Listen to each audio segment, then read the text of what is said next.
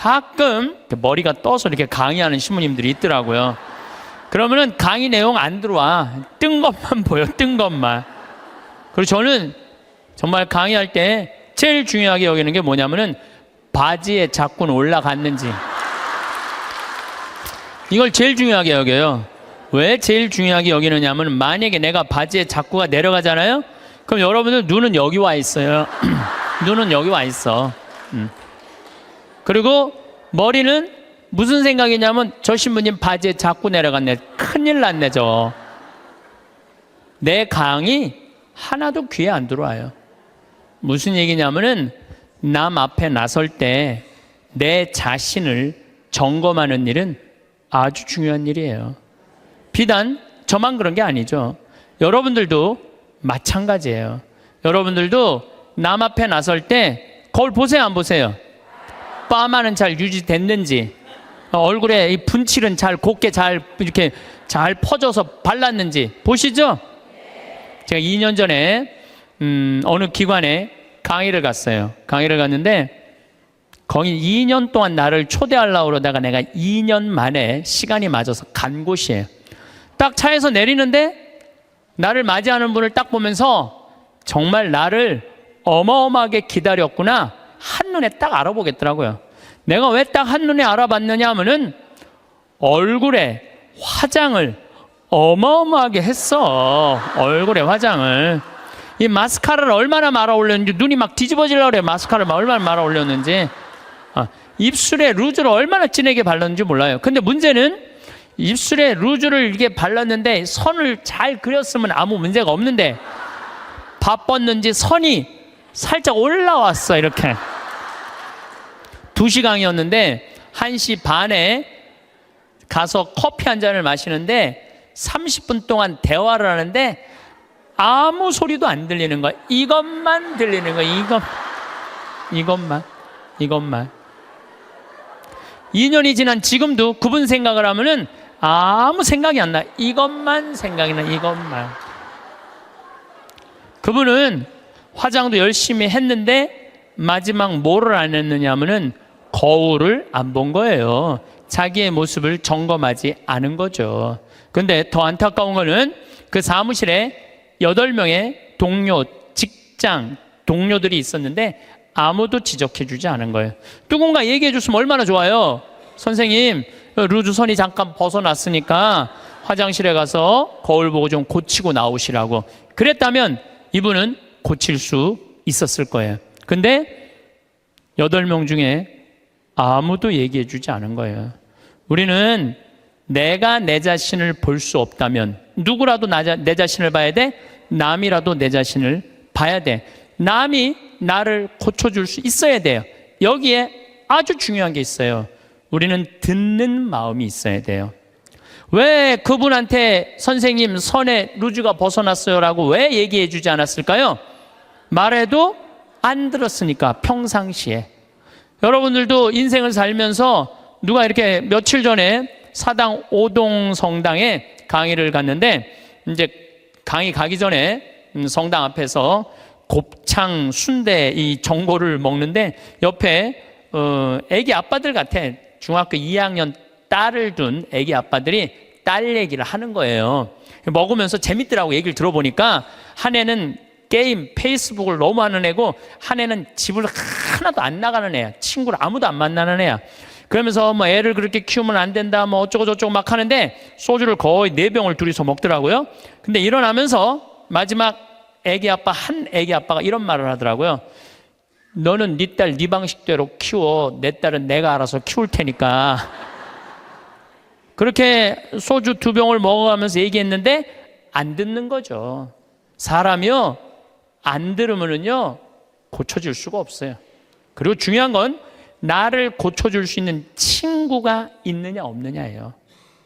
여러분들은 내가 만약에 루즈가 이렇게 잘못 벗어났을 때 야 이리 와 너 루즈 벗어났어 하고 이렇게 고쳐줄 수 있는 친구 있어요 없어요?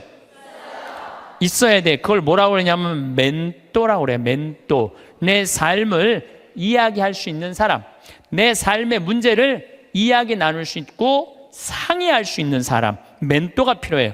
저는 3명의 멘토가 있어요. 물론 우리 동창 신부들은 뭐 멘토라고 그러긴 좀 그렇고, 나이 많은 형들 셋이 내 멘토가 있어요. 첫 형은 역시 신부님이죠. 나보다 3살 많아요.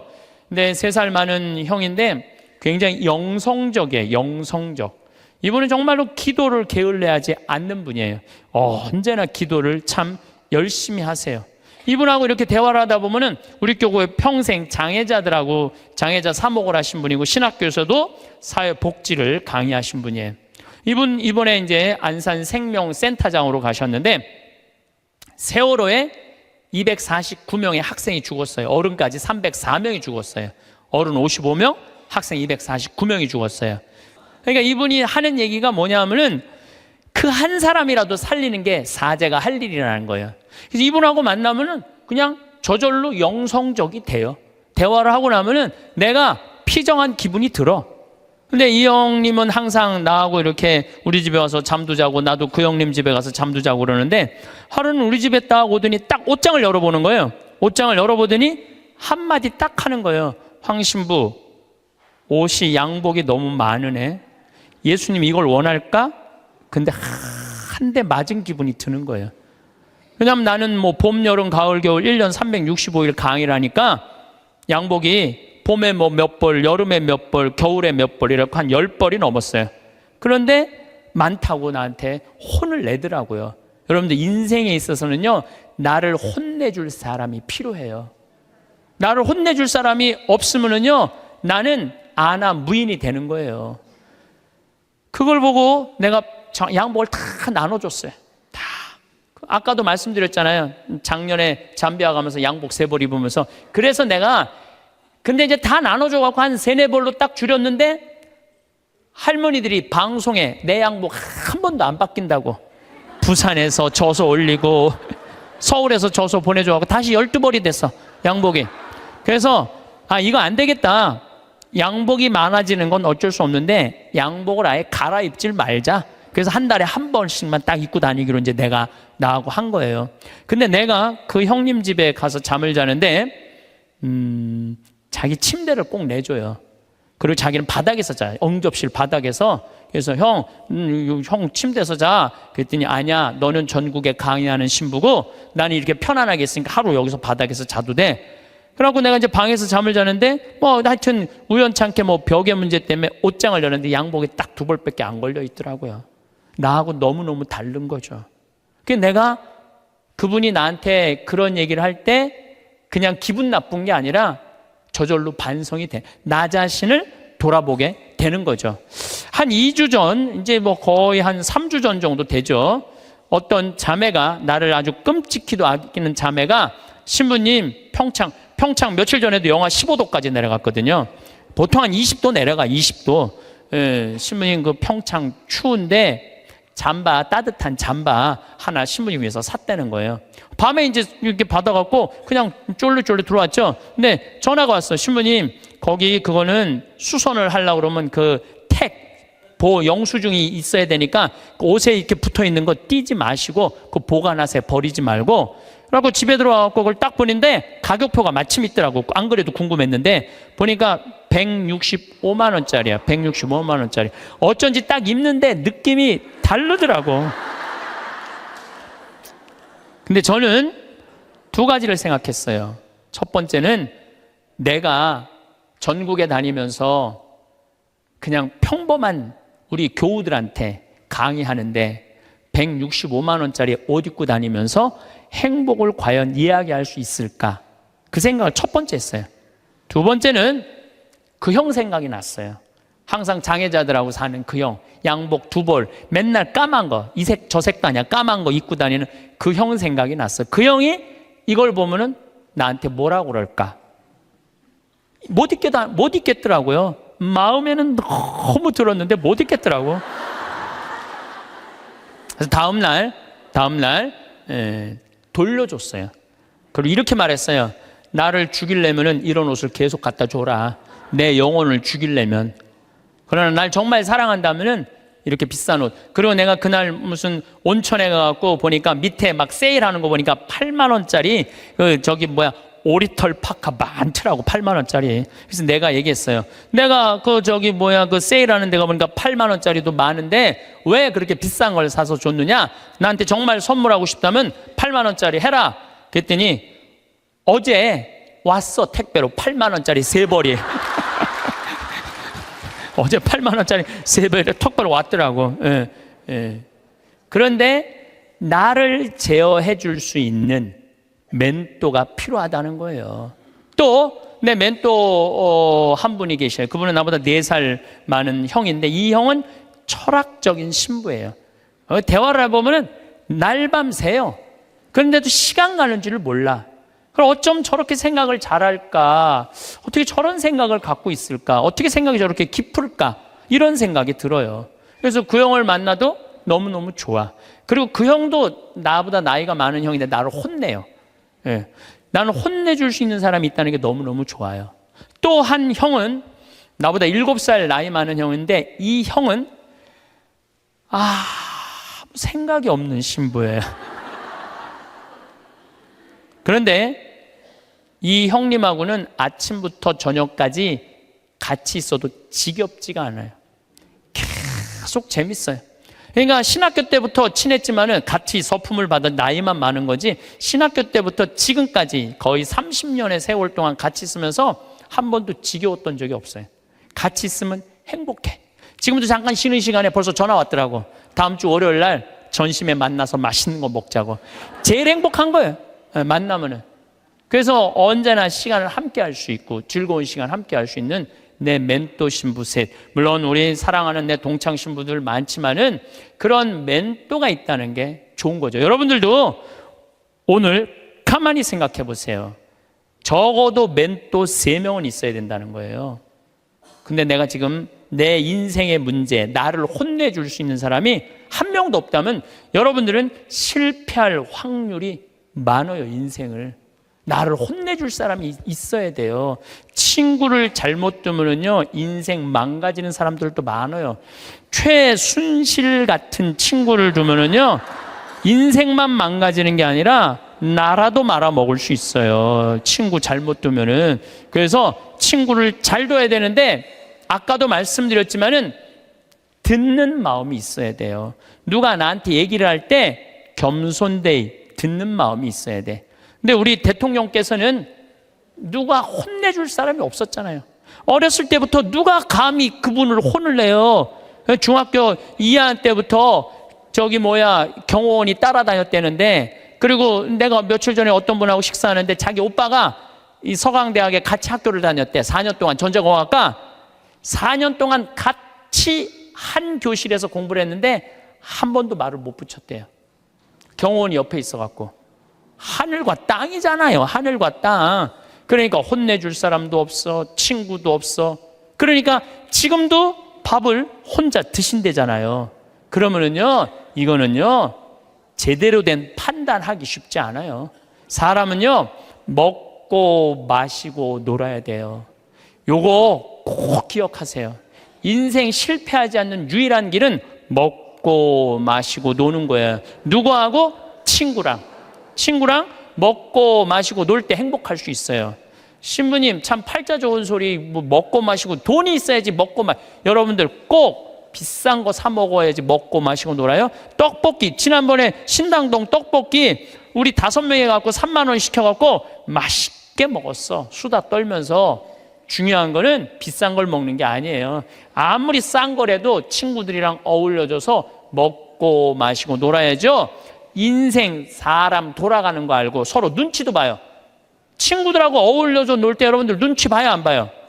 눈치 봐요. 왜 내가 제 기분 나쁘게 말하면 제가 기분 나쁘면 눈치 봐요. 이런 말은 앞으로 하지 말아야 되겠다. 쟤랑 놀으려면은 누가 또 싫은 소리 해. 그때 막 신경 주고 싸워. 그럼 나중에 외로워져. 싫은 소리도 참을 줄 알아. 그러면서 사람이 어우러져면서 먹고 마시고 놀 때 사람이 되는 거예요. 근데 아무도 안 만나고 혼자 지내는 사람은 다 외롭게 돼 있어요. 다 이상하게 가게 돼 있어요. 그래서 나는 어렸을 때부터 성당 형들이랑 맨날 먹고 마시고 놀았어. 그래서 나는 눈치가 빤해. 딱 보면 내가 여기 낄 때다 안 낄 때다 금방 알아요. 근데 중학교 2학년 때부터 경호원 옆에 평생 있었던 우리 대통령께서 눈치 볼 일이 없잖아요. 눈치 볼 일이 하나도 없잖아요. 눈치가 없어. 지금도 내가 보기에는 눈치 있으면 벌써 내려왔지. 눈치가 없어. 상황 파악이 안 되는 거죠.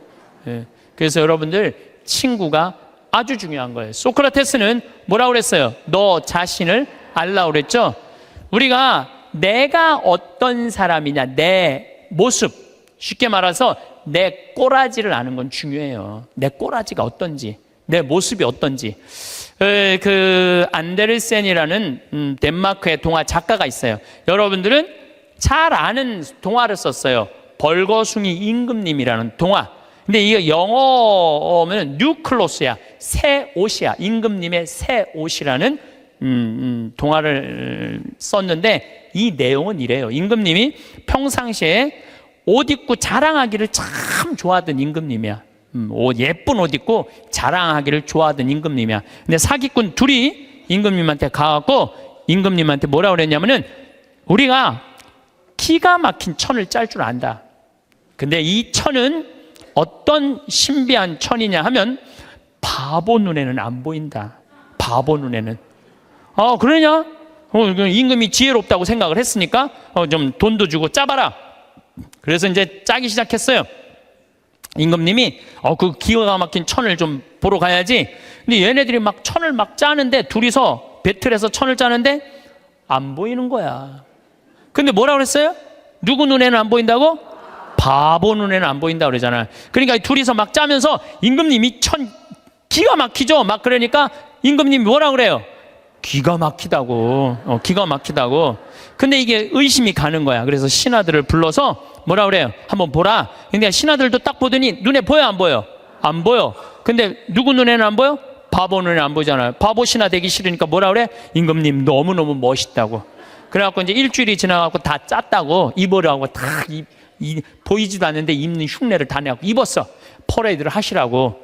퍼레이드를 하는데 온 백성이 그 얘기를 다 알고 있잖아요. 임금님 너무너무 멋있다고. 근데 꼬마의 하나가 우리 임금님 빨개 벗었네. 그래, 빨개 벗었네. 드러난 거죠.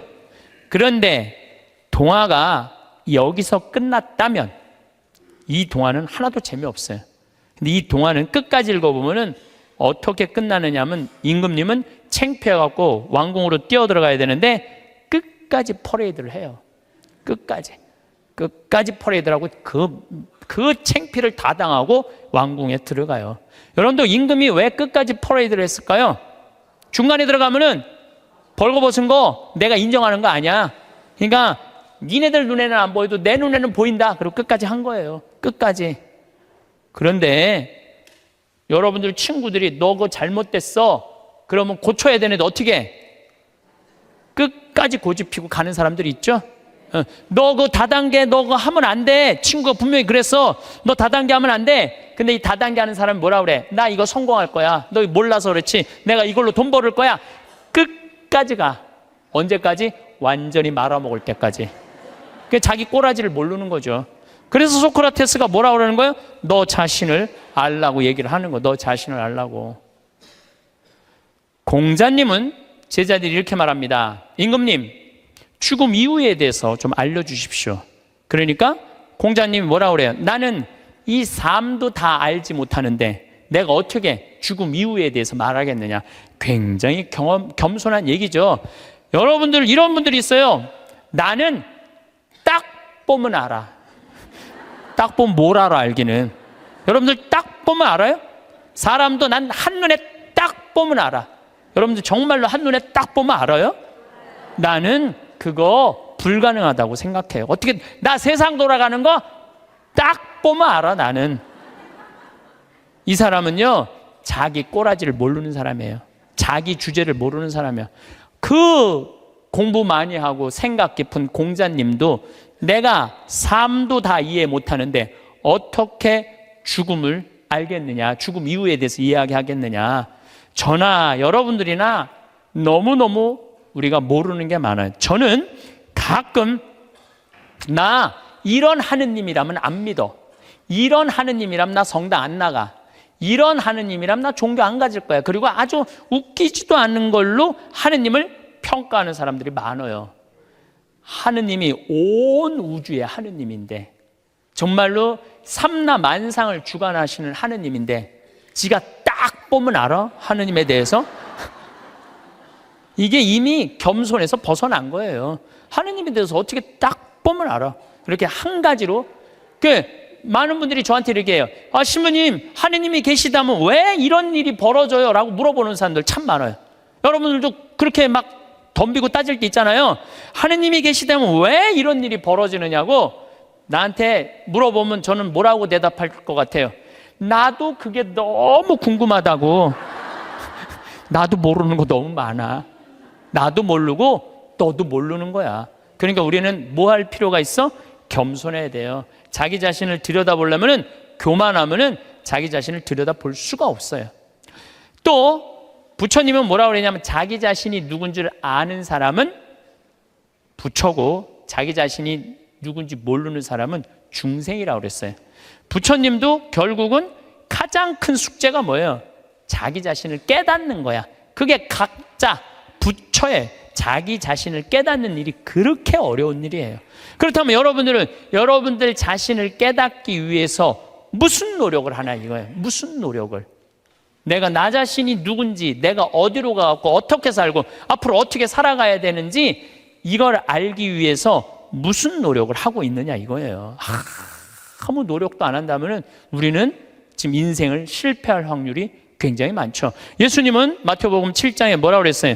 남의 눈에 있는 티끌 꺼낼 생각하지 말고 네 눈에 있는 들보 꺼내라고 그러죠.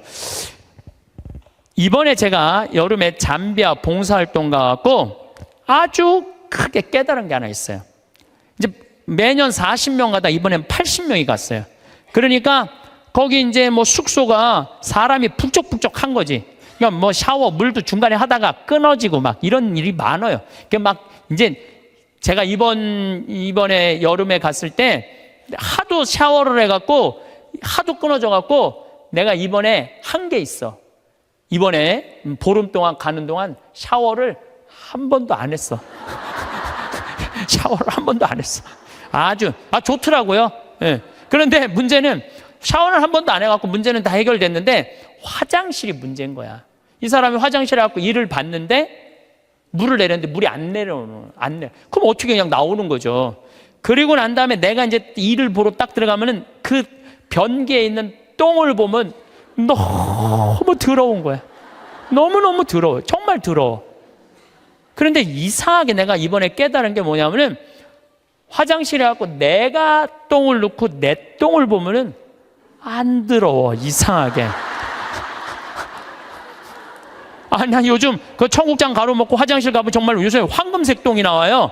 그걸 보고 있으면 오히려 이뻐. 똥을 보면은. 아니, 내 똥은 안 더럽고 이뻐 보이는데 남의 똥은 더럽지? 신기하죠? 여러분들 그런 경험 없었어요? 네, 목욕탕 가갖고 가보면 남 똥 놓고 안 내리고 가면 너무 더럽잖아요. 근데 또 막상 내가 똥을 놓고 보면은 이상하게 안 더러워. 이게 인간의 본성하고 똑같은가 봐요. 남의 단점은 더럽고 커 보이고 내 단점은 가리는 거예요. 안 보이는 거예요. 근데 우리가 정말로 이 세상을 올바로 살아가려면은 누구 똥이 들어야 돼? 내 똥이 들어야 돼. 누구 단점이 커 보여야 돼? 내 단점이 커 보여야 돼. 남의 단점은 작아 보이고 내 단점은 커 보여야 돼요. 그래서 내가 누구냐, 이거 아는 일은 참 중요해요. 내가 누구냐라는 답이 나오면은요, 어떻게 살아갈 것이냐라는 답도 나와요. 나는 천주교 신부예요. 그렇죠? 아주 간단하잖아요. 나는 천주교 신부야. 난 천주교 신부니까 하늘나라의 구원을 선포하는 사람이야. 그래서 천국이 있다. 하느님께서 현존하고 계시다. 역사하고 계시다. 하느님은 정의로우신 분이다. 이 얘기하는 게 나의 당연한 의무야. 또 한 가지는 내가 하늘나라의 구원의 기쁜 소식을 전하는 사람이니까 누가 기뻐야 돼? 내가 기뻐야 돼요. 내가 내 안에 기쁨이 없으면 교우들이 날 보고 저 신부님 뭐야? 저 신부님한테 뭔가 기쁨이 있을 줄 알았더니 힘들다 그러고 짜증난다 그러고 그냥 사는 게 이제 죽었으면 좋겠다고 이러면은 여러분들은 나한테 와서 위로를 받을 수 있어 없어요? 위로 못 받아요. 근데 나한테 와갖고 나는 저 별을 보면은 요즘은 별이 내 심장에 박혀. 진짜로 너무너무 별이 예뻐요. 별도 예쁘고 새벽에 이렇게 미사로 올라가면은요, 이제 우린 6시니까 5시 한 반쯤에 올라가면은 진짜 깜깜하거든요. 밤에 보는 별보다 새벽에 보는 별이 더 이뻐 또. 그럼 너무너무 행복해. 내가 행복하다 그러면 저 신부님 참 별을 너무너무 좋아하시는구나. 나도 별을 좀 봤으면 좋겠다. 생태마을에 갔으면 좋겠다. 그런데 난 너무너무 힘들고 지겨워. 이러면 답이 안 나오는 거예요. 그러니까 내가 누구냐. 나는 또 천주교 신부인데 이번에 잠비아를 이렇게 갔을 때 대통령한테 땅을 1000만 평을 받았어요. 1000만 평을 받았는데 여의도 11배 큰 땅이야. 근데 나는 거기다 농업대학을 지으려고 마음을 먹은 거예요. 그래갖고 서울대학에 앞으로 10년 동안 매년 4명씩 석박사 가르쳐 주기로 했어요. 이번에 2명 입학을 했어요. 존하고 켈리 신부라고 공부 잘하는 신부들이야. 이태리어, 영어, 스페인어, 한국어까지 다 잘하는 신부들이야. 얘네들이 언어 능력이 뛰어나거든요. 그래서 이번에 이제 2명이 입학을 해요. 그리고 이제 또 올해도 계속 찾아서 10년 동안 40명만 석박사를 만들어 놓으면요, 그것도 서울대학에서 만들어 놓으면요, 잠비아뿐만 아니라 아프리카에서 최고 좋은 농업대학 세울 수 있어요. 근데 문제는 그렇게 농업대학을 세운다고 또 할머니가 돈을 100억 줬고, 그 100억이면 잠비아에서는 1000억이에요. 그러니까 왜 내가 100억이 1000억이냐면 거기는 한 사람 인건비가 한 달 8만 원이야. 8만 원. 그러니까 10명 써도 80만 원이야. 우리 직원 웬만한 거 한 직원 안에 월급이 400만 원인데 40명 쓸 수 있어. 40명. 그러니까 100억이면 잠비아에 1000억이야. 그래서 난 농업대학 생각을 하고 있는데 은돌라 교구라고, 잠비아는 그 교구는 신자가 100만 명이에요. 100만 명. 잠비아는 신학생이 480명인데 신학교가 없어요. 기숙사가 없어. 신학교는 있는데. 그래갖고 뭐 제대로 교육이 안 돼 있어. 주교님이, 그 반달 주교님이 날 찾아오더니 그냥 이렇게 좋은 땅에다가 신부님 얘기 들어보니까 돈도 있대는데, 신학교 짓는데 10억이면 된다는데 신학교 줘달라는 거예요. 저는 한 대 맞았어요. 왜 맞았느냐면 거기다가 물론 내가 환경을 운동하는 신부라 농업대학을 짓겠다고 먼저 생각했지만은 사실은 그 반달 주교님이 이런 강론을 하셨어요. 그 라디오 방송국을 갖고 있더라고요. 우리가 빵을 먹는 게 중요하냐, 하느님의 말씀을 먹는 게 중요하냐, 그 얘기를 하더라고요. 전 너무너무 창피했어요. 빵이 중요한 게 아니다. 하느님의 말씀을 먹는 게 중요한데 신학교를 져야 된다. 그래서 이번에 한국에서 온 신부가 신학교를 져주려고 그런다. 기뻐해라. 내가 반성을 너무 많이 했어. 내가 신부인데 신학교를 져줘야지. 그래서 이번에 이제 잠비아에 신학교 짓고, 그걸 너무 충격을 받아갖고 모잠비크에도 신학교가 필요하대. 모잠비크에도 져주고, 그래봐야 10억이야. 10억. 나 100억 받았는데 뭐 그거 못 져줄 게 뭐 있어. 10개라도 져줄 수 있지. 그러니까 내가 누구이냐라는 질문에 답이 나오니까 어떻게 살아갈 것이냐라는 답이 나오더라고요. 만약에 내가 학교 선생님이야. 선생님은 애들한테 뭐 가르쳐야 돼요? 공부? 나는 절대 공부를 가르쳐서는 안 된다고 생각해. 아이들한테 뭘 가르쳐야 되냐면 행복을 가르쳐야 돼. 사는 도리를 가르쳐야 돼. 사람들하고 어우러 사는 거를, 법을 가르쳐야 돼. 그게 선생님이 할 일이죠. 난 내 강의 때 핸드폰 올려도 한 번도 신경질을 부린 적이 없어. 한 번도. 제가 30대 때는 내 강의 때 핸드폰 올리면 가만히 안 있었어요. 무식하게 핸드폰도 안 꺼놓고. 한번 미사하는데 거양성취하는데 핸드폰이 울리더라고요. 내려놨죠. 그리고 이렇게 얘기했어요. 일주일에 한번 모여갖고 하느님 찬양하고 기도 한번 해보겠다는데 핸드폰 그걸 못 끄고 들어오느냐고 난리를 쳤어요. 그랬더니 미사 끝나고 자매 하나가 나한테 와서 신부님 죄송하다는 거예요. 왜 죄송하냐? 그랬더니 우리 남편 핸드폰 소리였다는 거. 아까. 그럼 남편 핸드폰이면 남편이 발이 없냐, 손이 없냐, 입이 없냐, 왜 남편이 와서 사과 안 하고 당신이 와서 사과하냐? 그랬더니 그 자매 하는 말이, 우리 남편은 청각 장애자라는 거예요. 그러니까 듣지를 못하는 거야. 말도 못하는 거지. 근데 이거를 진동으로 놨는데 풀린 거야. 진동으로는 안 돼. 풀린 거야. 그래서 자기도 모르고 남편도 몰라서 신부님 미사 때 분심 들게 해서 너무너무 죄송하다는 거예요. 내가 그날 이후부터 지금까지 내 강의 때 핸드폰 울려도 한 번도 신경질을 부린 적이 없어.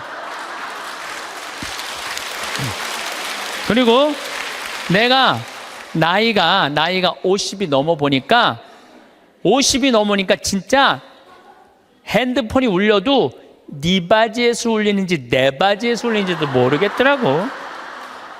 한 4, 5년 전에 춘천 수무숲이라는 성당에 강의 갔어요. 수무숲이라는 성당에 강의 갔는데 막 강의 시작하는데 핸드폰이 막 울리더라고요. 그래서 내가 얘기했죠. 나는 내 강의 때 핸드폰 울려도 한 번도 신경질 부린 적이 없다고. 그런데도 계속 핸드폰이 울리더라고.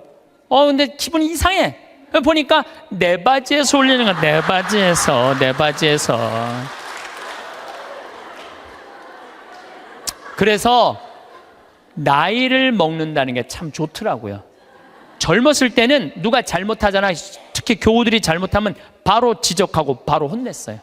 정말 30대 때는 성체 영화로 나올 때 왼손이 위에 올라가고 오른손이 밑으로 내려가야 돼. 그래서 뭘로 영해야 돼? 오른손으로 영해야 돼요. 근데 막 교우들이 오른손이 올라오면은 무슨 손으로 영하게 돼? 왼손으로 영하게 되면 이거 불경스러운 거잖아요. 그래서 30대 때 오른손이 올라오면 손바닥을 내리쳤다니까. 내가 똑바로 하라고. 그러면은 이 교우만 사색이 되는 게 아니야. 뒤에서 성체 영화로 나오는 교우들도 내가 이렇게 해보면 보여. 막 이러면서 나오는 게 보여. 막 이러면서 나와. 근데 결국은 틀려. 그럼 또 손바닥 내리치는 거야. 30대 땐 내가 그랬어요. 근데 50대가 되니까 뭐가 보이느냐면은 주부들이 설거지 많이 하고 그러면은 손목 관절염이 있어. 그래서 이게 안 돌아가는 게 보이더라고. 안 돌아가니까 다른 손으로 하는 거야. 근데 30대 땐 그게 안 보인 거야. 그래서 50대, 지금 40대 후반부터는 왼손으로 올리면 왼손에 영해드리고 오른손으로 영해드려. 그리고 헷갈리는 교우들은 네가 알아서 줘. 그러면 내가 어떻게 영하는 줄 알아? 그냥 정가운데다 영해드려. 그냥 네가 알아서 먹으라고. 정가운데다. 그러니까 참 나이를 먹는 게 좋더라고요. 나이를 먹으니까 봐도 못 본 척, 알아도 모르는 척, 들어도 못 들은 척 이렇게 하게 되더라고요. 그래서 요즘은 막 이렇게 우리 직원들하고 뭐 가까이 있는 사람들하고 무슨 의견이 부닥치고 막 그러면은 정말 막 내 이야기를 알지도 못하는 거 고쳐주고 싶은데 안 고쳐줘요, 요즘은. 왜냐하면은 귀찮아. 그냥 알아서 하라고. 나이 먹는 게 그래서 좋더라고요. 예. 어쨌거나 내가 신부다. 그럼 어떻게 살아야 되는 게 나와. 내가 학교 선생님이다. 어떻게 살아야 되는 게 나와. 내가 경찰이다. 나 요즘 대한민국 경찰들 너무 마음에 들어요. 왜냐하면 촛불 시위 100만 명 모였을 때 물론 위에서 명령이 떨어지면 어떻게 할 수 없겠지만 최대한 국민을 보호하려고 그러잖아요.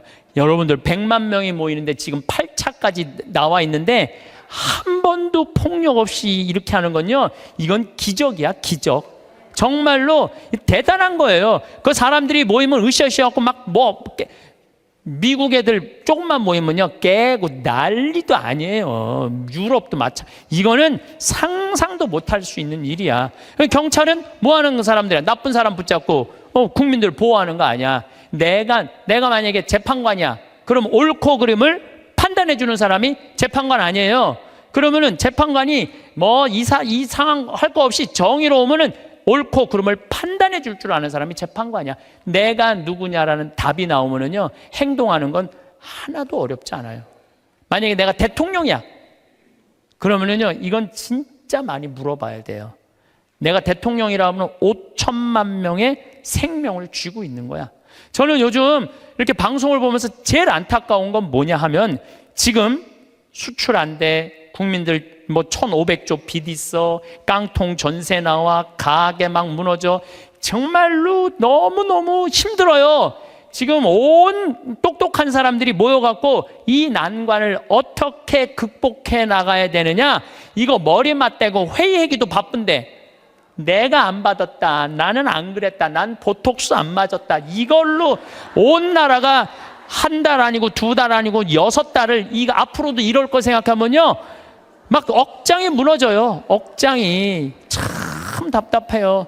만약에 내가 대통령인데 애들이 지금 어른까지 300명이 지금 빠져 죽어. 그러면 머리할 시간이 어디 있어요? 머리할 시간이 어디 있어요? 이거 말아 올릴 시간이 어디 있어 지금? 모자 쓰고 빨리 나가야지. 이게 왜 그러느냐면 내가 누구냐를 묻지 않기 때문에 그래. 내가 누구냐. 여러분들도 마찬가지예요. 내가 누구냐를 물어야 돼. 그래서 저는 중학교 1학년 때 세례를 받았어요. 14살 때. 세례 받기 전에 나는 어땠느냐? 반장, 부반장 해봤던 적이 없어요. 나는 반장, 부반장. 그리고 우리는 한 반이 70명이었는데 줄반장도 중요한 자리였어요. 줄반장도 해봤던 적이 없어. 나는 우등상 한번 타봤던 적 없는 사람이에요. 예. 그리고 성격은 진짜 지랄 맞았어요. 까칠한 거 뭐 말할 것도 없고. 그래서 만약에 내가 밥을 먹다가 신경질이 나잖아요. 나 숟가락 그냥 던졌어요. 숟가락, 젓가락. 밥그릇도 많이 던졌어요. 밥그릇도. 그래서 어머니가 그 밥풀, 누나가 밥풀 이렇게 주워 담았던 거 생각나. 일단 던지고 숟가락, 밥그릇 던지면 일단은 그거 다 하고 나면 나는 안 죽을 만큼 두들겨 맞았어요. 안 죽을 만큼. 예. 어떨 땐 상도 들러 엎었어요. 상도. 어렸을 때 내 기억나. 신경질 나면은 하고 싶은 대로 다 했어. 초등학교 2학년 때 이건 진짜 아주 잊을 수 없는 일이야. 너무너무 신경질이 났어. 근데 밥 먹을 때가 아니었나 봐. 문을 딱 열었는데 뭐 던져야 되는데 아무것도 없는 거야. 던져야 되는데 근데 마루에 마침 뭐가 있었느냐면 요강이 있었어. 요강이. 우리 가족이 다 있었어요. 그때 내가 어떻게 했어요? 그 초등학교 2학년 애가 요강을 발로 찼어. 발로 차갖고 이제 시멘트 바닥에 딱 떨어져갖고 깨지면 난 죽는 거야. 어머니한테 맞아 죽는 거야. 근데 정말로 발로 찼는데 요강이 딱 시멘트 바닥에 떨어지면서 굴르기 시작하는 거 또. 딱 쓰는데 온 가족이 정말로 어이가 없으니까 다 웃더라고요. 하도 어이가 없으니까. 근데 그 얘기를 어머니가 지금도 해. 우리 가족이 지금도 해. 너 어렸을 때 요강 찬 거 생각나느냐고. 예, 너라고는 이제 안 그래도 신부님 어렸을 때 요강 차는 거 생각나느냐고. 그렇게 까칠했어요. 그런데 내가 중학교 1학년 때 세례를 받으면서 어마어마한 거울을 만난 거예요. 예수 그리스도라는 거울을 만났어요. 예수 그리스도라는 거울을 딱 보는데 내가 한심하게 이를 게 없더라고요. 남을 배려할 줄도 모르고, 아까도 말씀드렸지만 인내할 줄도 모르고, 남을 사랑할 줄도 모르고, 아무것도 할 줄 아는 게 없더라고요. 예수님은 사람을 사랑하겠다고, 나를 사랑하겠다고 그 고통스러운 십자가를 지셨는데 나는 내 손에 하나도 안 보려고 그러고 살았던 거예요. 안 질라고, 누구한테도 안 질라고. 그렇게 살았던 내 자신이 기가 막히더라고요. 그래서 저는 내 똥이 더러운 걸 알기 시작했어요. 내 똥이 더럽더라고요. 그래서 만약에 지금 초등학교 때 성격 지금도 갖고 있었다면 이렇게 이 자리에서 강의 못하죠. 내가 변했기 때문에 이 자리에서 강의할 수 있는 거지, 변하지 않았다면 누가 여러분들 그냥 강의만 잘한다고 교우들이 나를 찾고 평창까지 오겠어요? 와갖고 오면 내가 맨날 신경질 부리면 누가 오겠어요?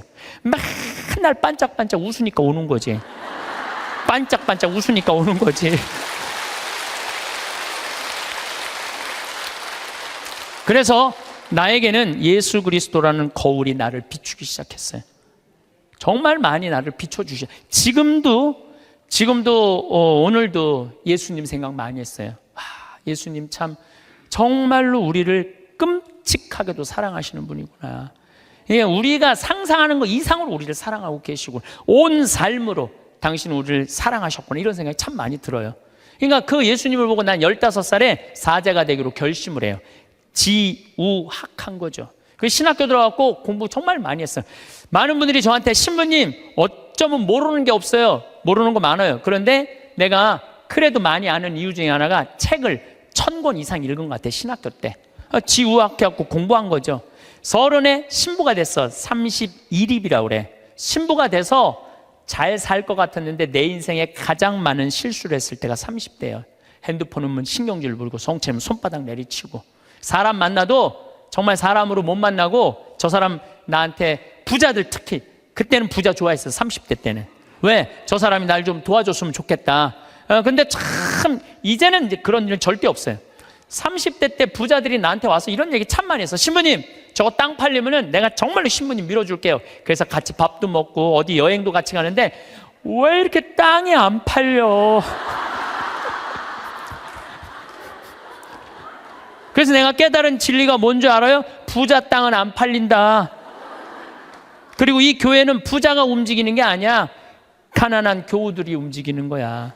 그게 40대 돼서 교우들의, 가난한 교우들이 이 교회를 유지하는 걸 40대 돼서 알았어요. 30대 때는 몰랐어. 40%이라고 그래. 40. 유혹이 없는 나이야, 40이면은. 그래서 내가 40에 정말로 이제 욕심이 없어진 나이가 40이에요. 50이 지천명이야. 지천명이라는 건 뭐냐면 하느님의 뜻을 아는 나이야. 여러분들, 49까지는 세상에 관심이 많았다면 50부터는 어디에 관심 많아야 돼? 하늘나라에 관심 많아야 돼. 여기 있는 분들은 다 이제 세상은 끝났어. 세상 공부는. 세상 공부는 끝난 거야. 이제 무슨 공부해야 돼? 하늘나라 공부해야 돼. 62순이라고 그래. 60이면은 귀가 편안한 나이야. 누가 내 욕을 해도 화가 나지 말아야 돼. 또 화가 나지 않은 것뿐만 아니라 이 세상 이해 못 되는 게 없어야 돼. 다 이해가 돼야 돼. 그 정도로 여러분들은 공부를 많이 해야 된다는 얘기예요. 근데 지금 이해되니, 난 저게 이해가 안 되네. 그럼 나이를 헛먹기 시작하는 거예요. 이해가 돼야 돼. 70 종심소욕 불육이라고 그래. 70에 마음 가는 대로 따르면은 법에 어긋남이 없어야 돼. 그러니까 70 먹은 할머니들은 하느님이 하는 행동하고 똑같아야 돼. 할머니가 하는 행동이. 근데 70 먹은 할머니들 그냥 잔치집에 가고 부친 게 맛있다고 그냥 꼬쟁이에 그냥 싸갖고. 늙으려면은 곱게 늙어야 돼요. 늙으려면은. 그래서 나는 과연 어느 단계냐 잘 생각해야 돼요. 나는 공부를 할 생각을 갖고 있고 뜻을 세웠고 이제는 욕심이 없고 하늘의 뜻을 알고 정말 이해 안 되는 게 없고 내가 하는 행동이 하느님이 하는 행동 똑같은가, 이런 단계에 내가 지금 가고 있는가 잘 돌아봐야 돼. 그러려면 뭐 해야 되느냐면 공부하셔야 돼요. 여기 60대신 분들 앞으로 60년 더 살아요. 남은 60년 사람답게 살고 곱게 늙어가려면 어떻게 해야 돼? 공부해야 돼요. 아침마다 거울을 보며 옷깃을 다듬습니다. 머리를 빗고 얼굴을 씻습니다. 이런 작은 행동이 단순한 습관일까요? 그렇지 않습니다. 거울은 우리에게 진실을 말해줍니다. 있는 그대로의 모습을 보여줍니다.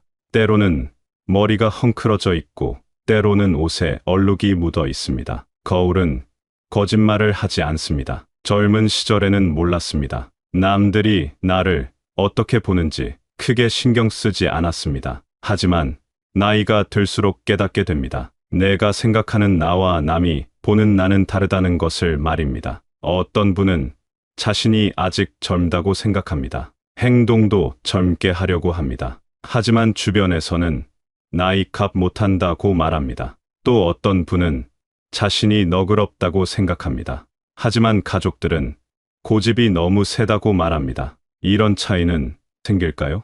자신을 제대로 보지 못하기 때문입니다. 거울을 보듯이 마음의 거울도 봐야 합니다. 옛말에 자신을 아는 것이 가장 어렵다고 했습니다. 정말 그렇습니다. 자신을 안다는 것이 쉽지 않습니다. 마치 자신의 뒷모습을 보기 어려운 것과 같습니다. 거울 없이는 볼 수 없습니다. 사람도 마찬가지입니다. 다른 사람이라는 거울이 있어야 자신을 제대로 볼 수 있습니다. 자신을 안다는 것은 무엇일까요? 내가 어떤 사람인지 아는 것입니다. 내 성격이 어떤지, 내 장점과 단점이 무엇인지 아는 것입니다. 이것을 알면 어떻게 살아야 할지도 보입니다. 하지만 혼자서는 어렵습니다. 사람 거울이 필요합니다. 나를 지적해줄 사람, 조언해줄 사람, 함께 웃어줄 사람이 필요합니다. 세 종류의 사람이 있으면 좋습니다. 나를 꾸짖어주는 사람이 있어야 합니다. 그렇게 살면 안 된다고 말해주는 사람입니다. 듣기 싫지만 필요한 사람입니다. 젊을 때는 이런 사람을 피하고 싶습니다. 잔소리 같아서 싫습니다. 하지만 나이가 들면 알게 됩니다. 그런 사람이 가장 소중하다는 것을 말입니다. 내 잘못을 지적해주는 사람이 없으면 계속 잘못된 길을 갑니다. 지혜를 주는 사람도 필요합니다. 깊은 생각을 나누어주는 사람입니다. 이 인생의 문제에 대해 함께 고민해주는 사람입니다. 책만으로는 부족합니다. 살아있는 지혜가 필요합니다. 진짜 지혜로운 사람은 많은 말을 하지 않습니다. 하지만 한마디 말이 큰 깨달음을 줍니다. 그런 사람을 만나는 것은 큰 행운입니다. 함께 있으면 즐거운 사람도 있어야 합니다. 웃음을 주는 사람입니다. 힘들 때 위로가 되는 사람입니다. 이 인생이 무겁기만 하면 견디기 어렵습니다. 때로는 가볍게 웃을 수 있어야 합니다. 좋은 친구와 함께하는 시간이 인생의 가장 큰 기쁨입니다. 이런 사람들과 함께 먹고 마시고 이야기합니다. 서로 눈치를 보며 배웁니다.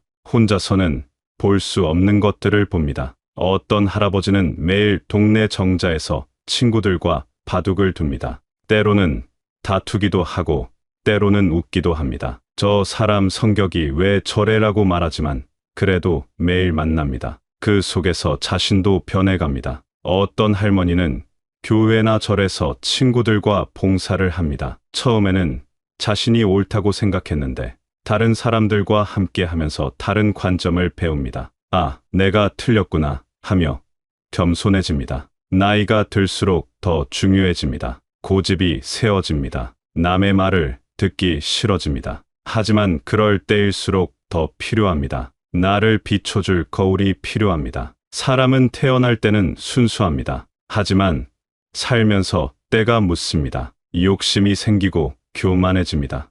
그래서 끊임없이 자신을 닦아야 합니다. 마치 거울을 닦듯이 마음도 닦아야 합니다. 거울에 먼지가 쌓이면 제대로 보이지 않습니다. 마음에 욕심과 화가 쌓이면 자신을 제대로 볼 수 없습니다. 다른 사람의 단점을 찾기는 쉽습니다. 내 단점을 보기는 어렵습니다. 하지만 반대로 해야 합니다. 남의 단점보다 내 단점을 먼저 봐야 합니다. 그래야 성장할 수 있습니다. 한 노인이 자식들에게 잔소리를 했습니다. 요즘 젊은이들은 버릇이 없다, 예의가 없다고 말했습니다. 하지만 어느 날 깨달았습니다. 자신도 젊었을 때 그랬다는 것을 말입니다. 그때부터 자식들을 이해하기 시작했습니다. 변화는 언제든 가능합니다. 나이가 많아도 변할 수 있습니다. 다혈질이던 사람도 온화해질 수 있습니다. 완고하던 사람도 유연해질 수 있습니다. 성인은 말했습니다. 평생을 배우고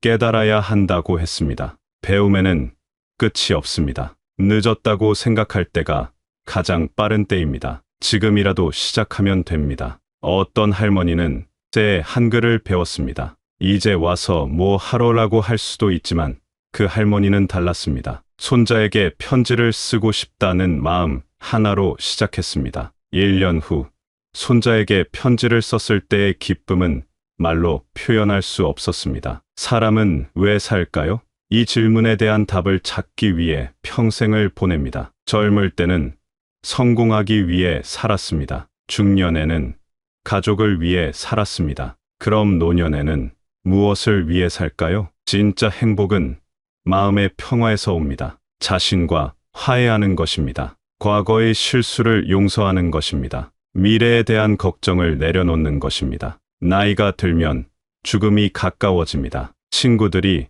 하나둘 떠납니다. 자연스럽게 죽음을 생각하게 됩니다. 하지만 두려워할 필요는 없습니다. 잘 살았다면 잘 죽을 수 있습니다. 받아들일 수 없는 것은 받아들이고 바꿀 수 있는 것에 집중해야 합니다. 나이 드는 것은 받아들여야 합니다. 하지만 어떻게 나이 들 것인가는 우리가 선택할 수 있습니다. 몸은 늙어도 마음은 늙지 않을 수 있습니다. 몸은 약해져도 정신은 강해질 수 있습니다. 그것이 지혜가 주는 힘입니다. 매일 자신을 돌아보아야 합니다. 오늘 하루 어떻게 살았는지 반성해 보아야 합니다. 잘한 일은 계속하고 잘못한 일은 고쳐야 합니다. 이런 공부에 나이 제한이 있을까요? 없습니다. 80세에 시작해도 늦지 않습니다. 90세에 시작해도 의미가 있습니다. 하루라도 더 지혜롭게 살 수 있다면 그것으로 충분합니다. 모든 것은 변합니다.